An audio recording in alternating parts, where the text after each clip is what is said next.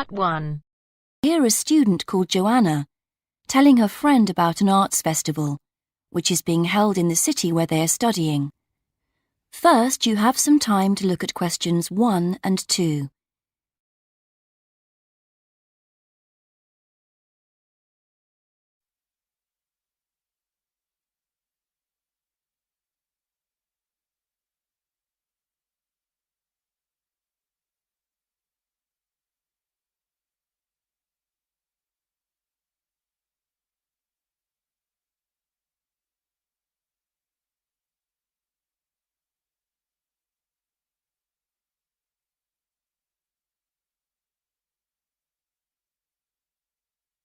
Now we shall begin. You should answer the questions as you listen, because you will not hear the recording a second time. Listen carefully and answer questions 1 and 2. Hi, Joanna. Where have you been? Hi, Dave. I had to go into college to return a DVD I'd borrowed from the library. Oh, right. But while I was there, I got some information about the City Arts Festival that starts next week. Oh, yeah? I saw a poster advertising it somewhere. Yeah, and I picked up this leaflet from the library. It gives you the website address. So as I was there, I logged on to get more information. Actually, although they've got the full programme of events fixed now, you can't book online, which seems strange. There's a number to phone, though. And are there student discounts? I guess so, but I didn't notice. Anyway, there are 3 things I'd like to see. An Italian film, a rock concert, and an art exhibition. Oh, The exhibition's free, and you don't need to book, so I'll definitely go to that. But I'm going to get tickets for the film in case they sell out. good idea. You can always buy concert tickets at the door because that's in a really big hall. Right.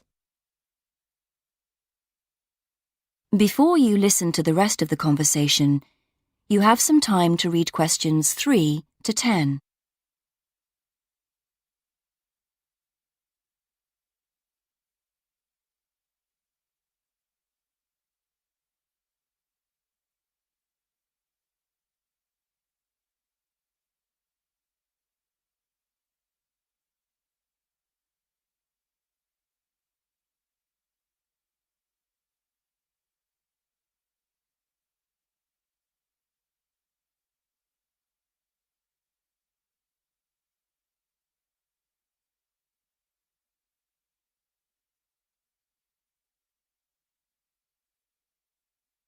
Now listen and answer questions 3 to 10. So, when does the festival actually start? Well, it's usually held the first week of October, but it's earlier this year for some reason. The opening night is September the 20th, and events go on till the end of the month. And have you got that phone number? Yeah, it's here. Look, it's 0967 990 776. OK, I'll write it down. 0967 990 776. Thanks. I thought the local council made a profit from the festival, but it says here that there's a commercial sponsor. It's a local bank. I didn't know that. Neither did I. What other events have they got on? As well as the art exhibitions and stuff that's open every day, there are special events each day. Like on Monday, there's a musical in the City Hall. That's only £3.65 for students. I think I'll give that a miss. I've got football training on Mondays, but I'm free on Wednesday. There's a jazz band on then, and that's only £2.50 for students. Sounds good. Is that in the City Hall too? We could go. Well, I'm busy actually, but it's at the sports centre if you're interested. Oh, right. Thursday's the cheapest event, Only £1.25 for students, and it's on in the library. Can you guess what it is? Probably the college choir. Actually, no. They've not been asked, apparently. Oh. No, it's a poetry evening. Isn't there any modern dance on anywhere? On Friday. That's at the college. It's quite expensive, though. £15 for adults and £12.75 for students. Oh, yes, that is a lot. If I'm going to spend that much, I'd prefer to go out on Saturday. Yeah, me too. But on Saturday night, there isn't live music or a party or anything. Just the fireworks in the city park. And that's only £1.50. Yeah, that'd be good. That is the end of part 1. You now have half a minute to check your answers.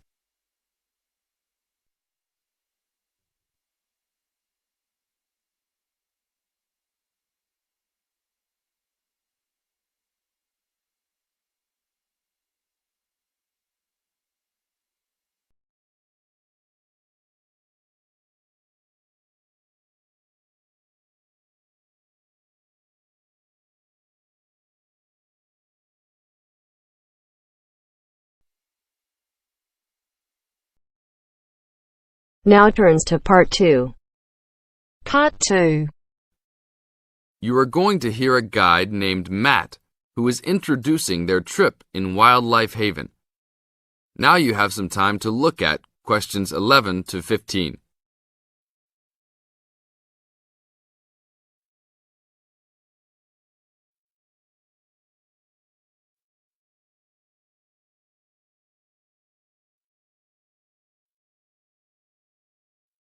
Now listen to the first part of the introduction carefully and answer questions 11 to 15.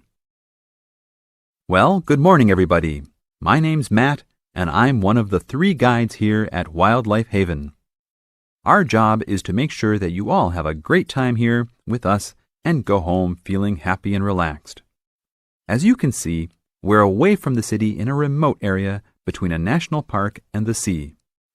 To encourage you to relax, there are no radios or TVs, and the only phones and newspapers are in the office. So, if peace and quiet is what you've come for, this is the place to be. From your cabin on the hill, you'll find you have the national park behind you, and you can look out from the sea from your front balcony. Your luggage will be unloaded from the bus and taken to your rooms in a few minutes.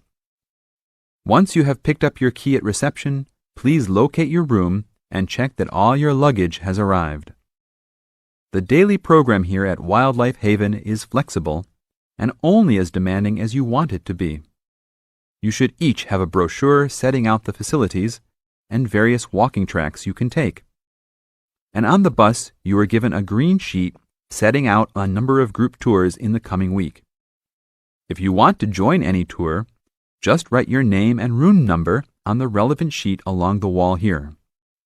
Tomorrow, there is a beachcombers and rock hoppers tour exploring marine life in the rock pools along the beach. Or, if you'd prefer to go inland, there's a guided forest walk that takes you off the walking tracks. If you want to catch some lunch, you could join the beach fishing expedition. And at night, you'll see there is a moonlight forest walk that leaves each night at 7 p.m. So there is plenty to choose from at Wildlife Haven, and of course, that includes just sitting on your balcony watching the waves roll in. But I would recommend my favorite tour, the Waterfall Walk. This departs at sundown each day and also provides the opportunity to have a moonlight swim. Now you have some time to look at questions 16 to 20.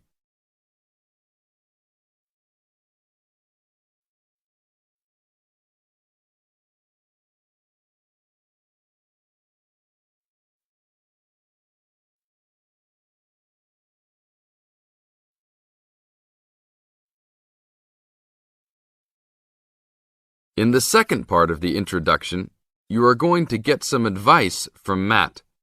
Listen carefully and answer questions 16 to 20. You've chosen to visit us in January, which is one of our hotter months. And although you may be tempted to wear a minimum of clothing, you should always take precautions against injury, particularly in the national park.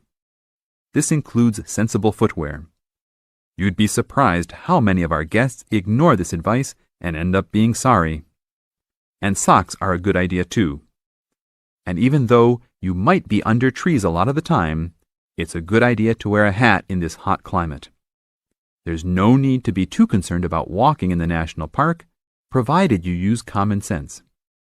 It's true that there are poisonous spiders in the park, but they are really more frightened of you than you are likely to be of them. I should also warn you against eating any wild berries. Some are edible, but you should avoid them all. We'll provide all the food you can eat. Well, that's about all for now. Dinner is from 6 to 8 p.m. in this building.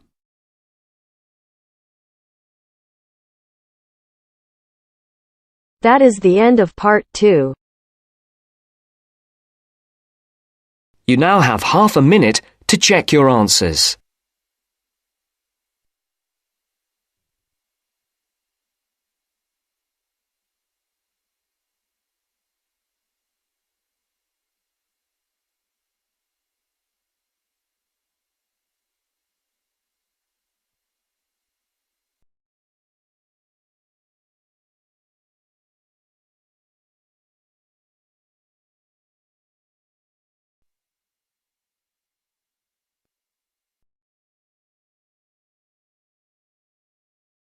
Now turns to part 3.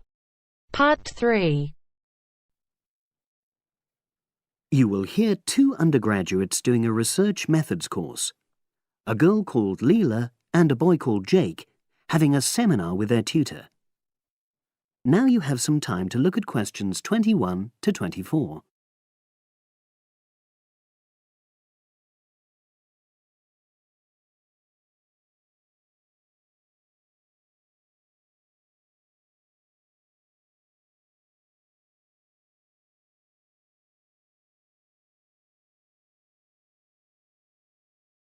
Now listen and answer questions 21 to 24. So, the task I gave you both was to choose an article about a small-scale research project. Yes. You were then required to try to reproduce the research procedures in your own context, i.e. try it out for yourselves. Yeah, and that's what we've done. Great. So I'd like you to tell me a bit about the article and why you chose it. Well, the article's written by 2 university lecturers who had started using crosswords to help their students revise terminology for exams. And the crosswords were designed and set on computers.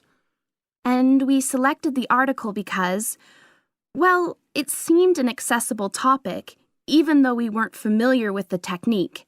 You know, using IT to design crosswords for higher education. That's a good reason. So these lecturers wanted to see how well this innovation was received by their students. Yes. So how did you go about reproducing the research?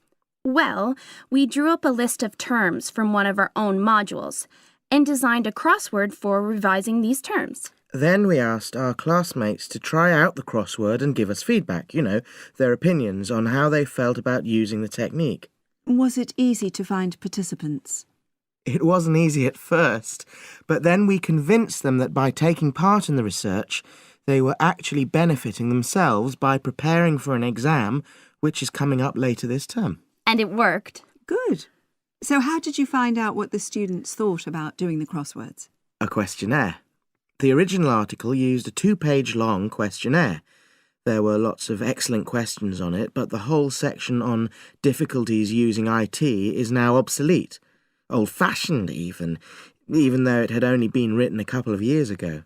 So you designed a shorter version? Yeah. Then we sent it to the 40 students by email and got 28 replies. I was taken aback by the fact that everybody we talked to thought this was a good return. I mean, the responses were well written. People had taken a lot of care, but I was really disappointed with the low numbers. Yes, an important lesson to learn for an apprentice researcher. Yeah. Now you have some time to look at questions 25 to 30.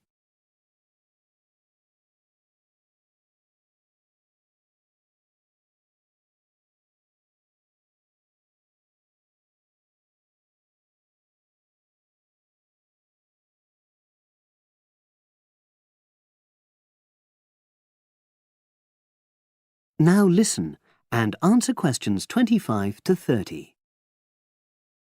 So what results did you get? Well, basically, the responses were extremely positive.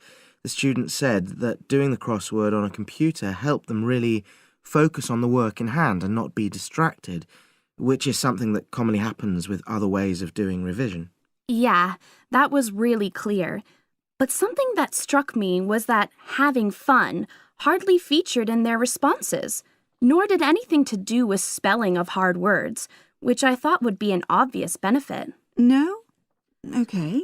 Respondents also said that doing the crossword hadn't really increased their general motivation to study, but that it had highlighted the gaps in their memory so they knew what further work was necessary. Right. So how did your findings tally with those of the original researchers?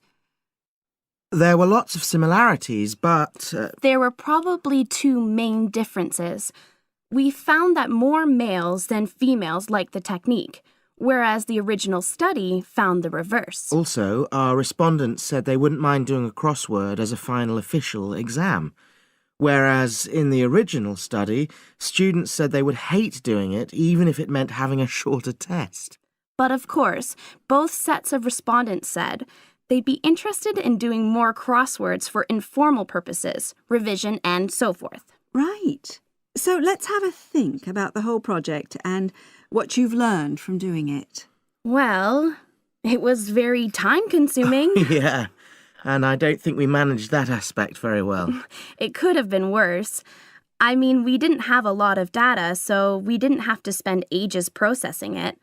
And of course, we'd already done a course on numerical data processing, so there wasn't much new there. Yeah, that's true. Anyway, I think we designed our questions well so that they gave us manageable data. Yeah, it really helped having the original study to guide us, as it were. And that helped us to see what a good research instrument is. What a good questionnaire should be like. Absolutely. We got a lot from that. But when we were writing up the project, I'm not sure whether we'll know how to acknowledge the work of the original study. You know, our referencing. No, that's something we'll both have to work on in the future. Actually, that part's been great. Finding ways to share and support another person. That's the real plus from the project, learning ways to do that. Well, it's obviously been very successful.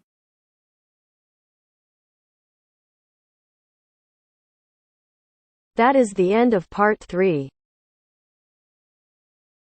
You now have half a minute to check your answers.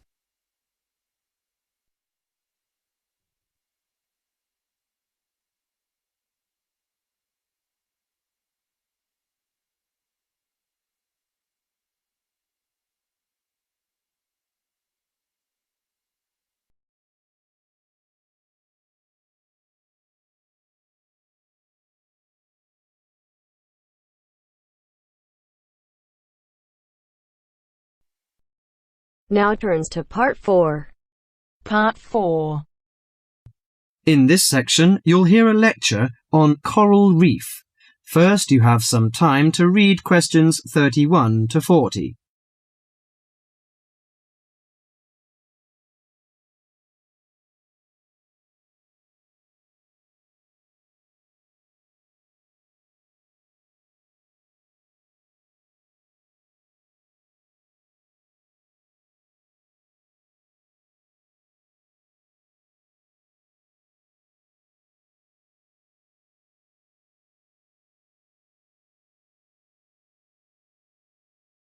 Now listen carefully to the lecture and answer questions 31 to 40. Do you fancy diving in the wonderful world of coral reefs, green sponges, colourful fish and red crabs? It is a rich garden beneath the waves. But how much do you know about the corals? Are they animals or plants? What are the threats to coral reefs? Today, Mr. Tim Harford, Executive Director of the Coral Reef Alliance, is going to introduce the facts about coral reefs. Good afternoon, everyone. Coral reefs are one of nature's most magnificent creations. It is filled with thousands of unique and valuable plants and animals. Over 1/4 of all marine species depend on healthy coral reefs. Humans also depend on coral reefs. These marine ecosystems are the primary source of food and income for millions of people, a vast repository of valuable chemical compounds and medicines, and a natural wave barrier that protect beaches and coastlines from waves and storms. Coral is actually the exoskeletons of coral polyps. Made from limestone, these skeletons build up over time, forming the reef. New corals are born each April. At a certain hour, on a certain night, mature corals suddenly release clouds of eggs and sperm into the sea. After the fertilized eggs take root on the seafloor, they can grow up to 15 centimeters per year. Coral reefs are present in the waters of over 100 countries. These are warm, 18 to 29 degrees centigrade, shallow, sunny regions primarily between the tropics of Cancer and Capricorn. Only clear, warm salt water can support a coral reef. And because sunlight is crucial to the reef's survival, the water must also be shallow. The algae that grow on coral provide much of the coral's food. In deeper water, algae cannot get the sunlight they need to grow. Most coral reefs are in the tropics because natural conditions there are perfect. In their modern form, coral reefs have thrived on Earth for over 50 million years. In recent years, however, more than 11% of the world's reefs have been lost, with another 16% severely damaged during the El Niño event in 1998. Up to 32% of coral reefs may be destroyed by human activities in the next 30 years if we do not take action now. Corals and coral reefs are extremely sensitive. Slight changes in the reef environment may have detrimental effects on the health of entire coral colonies. These changes may be due to a variety of factors. One of the greatest threats to coral reefs is human expansion or development. As human population increases, so does the harvest of resources from the sea. Due to overfishing, reef fish populations have been greatly decreased in some areas of the world. The removal of large numbers of reef fish has caused the coral reef ecosystems to become unbalanced. As we know, corals are also very popular as decorations. A large amount of the most healthy corals are selected by commercial collectors. They sell the corals to souvenir shops, where a large number of tourists wait to purchase them as decorations or souvenirs. Coral reefs also receive much damage from both commercial and private vessels. The leakage of fuels into the water and the occurrence of spills by large tankers are extremely damaging to local corals. Although much of the coral reef's degradation is directly blamed on human impact, there are several natural disturbances which cause significant damage to coral reefs. The most recognized of these events are hurricanes or typhoons, which bring powerful waves to the tropics. These storm waves cause large corals to break apart and scatter fragments about the reefs. Home to a diverse community of creatures, coral reefs are underwater treasure chests of colour and activity. Predators and prey swim and crawl among the coral in nature's never-ending dance of life and death. This lively, fascinating world beneath the waves is just waiting to be explored. That is the end of part 4. You now have half a minute to check your answers.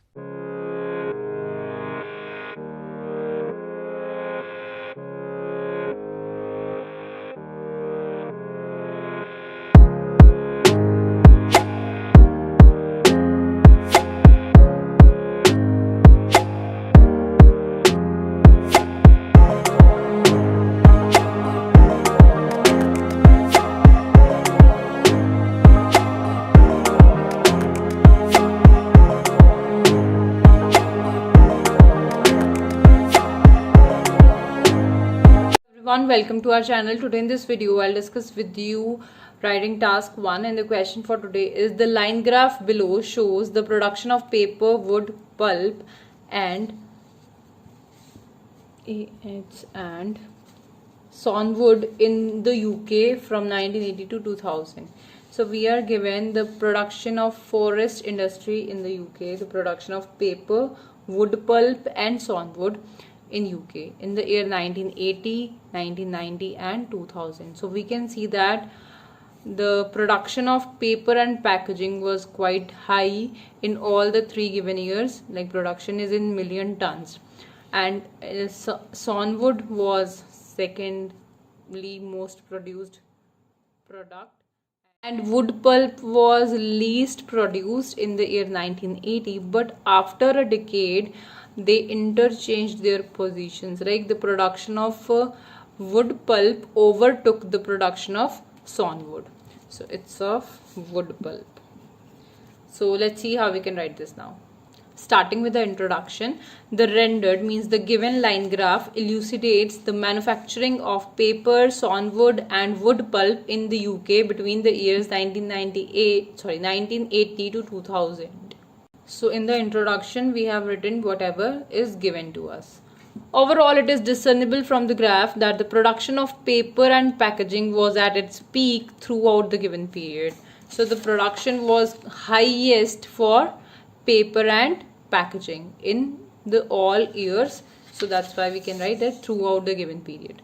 On the other hand, the position of sawnwood and wood pulp switched, with the former's figure declining steadily while the latter has remained relatively steady. So we can see, like here we can see like the position of both switched, and the former means first one we were discussing about sawnwood. So the former's figure declining steadily, so it started declining from here and it remained almost stagnant, the later one. Now explicitly in 1980 the output of paper means the production of paper and packaging was around 230 million tons compared to 200 million tons of sawnwood and nearly 170 million tons of wood pulp. So in the year 1980 we can see like here 230 million tons of paper and packaging, then 200 million tons of sawnwood, and wood pulp was around 180 or something like that, 170. After 10 years, the paper and packaging production surged minimally to 250 million tons, while the other two declined and were identical, accounting for 150 million tons. So the production of this increased after 10 years to just 50 million tons. But here, the both decreased and they, reached at 150 million tons and were similar. In 2010, the volume of paper and packaging, not people and packaging. So the volume of paper and packaging produced increased by 100 million tons. So what happened in 2010? It increased, or we can say it skyrocketed to 350 million tons in the year 2000. Not in the year 2010. So the year is 2000, not 2010. Okay. However, wood pulp productivity surged and the production of sawnwood plunged. So the wood pulp increased, the productivity of sawnwood plunged, means decrease. Wood pulp capacity soared by 10 million tons while sawnwood productivity dropped up to 125 million tons. So the production of sawnwood from here 150 to drop to 120 or kind of 125. So we can say nearly this, right? Because we can't say any exact number. So dropped to nearly 125 tons, 125 million tons. And the capacity of wood pulp, it soared by 10, we can say here, from 150 to 160, around 160.